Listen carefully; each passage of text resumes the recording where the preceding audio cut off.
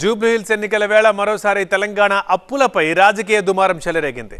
ఇంతకీ బీఆర్ఎస్ దిగిపోయేసరికి తెలంగాణ అప్పు ఎంతుంది? దీనిపై ప్రతిపక్ష పార్టీ ఏమంటోంది, అధికార పార్టీ ఏమంటోంది? కేటీఆర్ రేవంత్ల మధ్య డైలాగ్ వార్ ఇప్పుడు చూద్దాం. కేసీఆర్ గారి ప్రభుత్వం దిగిపోయే నాటికి 3,50,000 కోట్లు, అందులో 72,000 కోట్లు కేసీఆర్ గారు ప్రభుత్వంలోకి వచ్చినాడే ఉంది.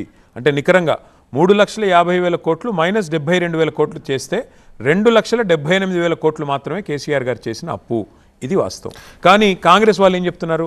ఒక ఆయన 6 లక్షల కోట్లు అంటాడు, ఇంకొక ఆయన 7 లక్షల కోట్లు అంటాడు, ఇంకొక ఆయన 8 లక్షల కోట్లు. అంటే దానికి ఆధారం ఉండదు, పత్రం ఉండదు. ఇది పార్లమెంట్ ఇచ్చిన లెక్క, నేనేదో కాగిచ్చిన లెక్క. కాకి లెక్కలు నమ్ముదామా, కాగు లెక్కలు నమ్ముదామా? పోతూ పోతూ చేబదుల కింద బకాయిలు పెట్టినాయి. కాంట్రాక్టర్ల బిల్లులు 50,000 కోట్లు పెండింగ్ పెట్టింది. ఉచిత విద్యుత్ సంస్థలకు సింగరేణికి ఒక 30,000-35,000 కోట్ల రూపాయలు బకాయిలు పెట్టింది. ఉద్యోగ రిటైర్మెంట్ బెనిఫిట్స్ ఒక 10,000 కోట్ల రూపాయలు బకాయిలు పెట్టింది.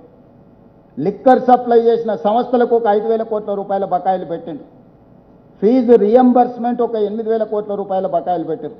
ఈ రకంగా 1,29,000 కోట్ల రూపాయలు లెక్కకు దొరకని, చేతికి అందని అప్పులు నమ్మినోడి దగ్గరల్లా, ఇచ్చినోడి దగ్గరల్లా దొరికిన కాడికి దొరికినంత అప్పులు తీసుకొచ్చి మొత్తానికి 8 లక్షల కోట్ల పైచిలకు అప్పులతోనే రాష్ట్రాన్ని నాకు అప్పచెప్పిండు.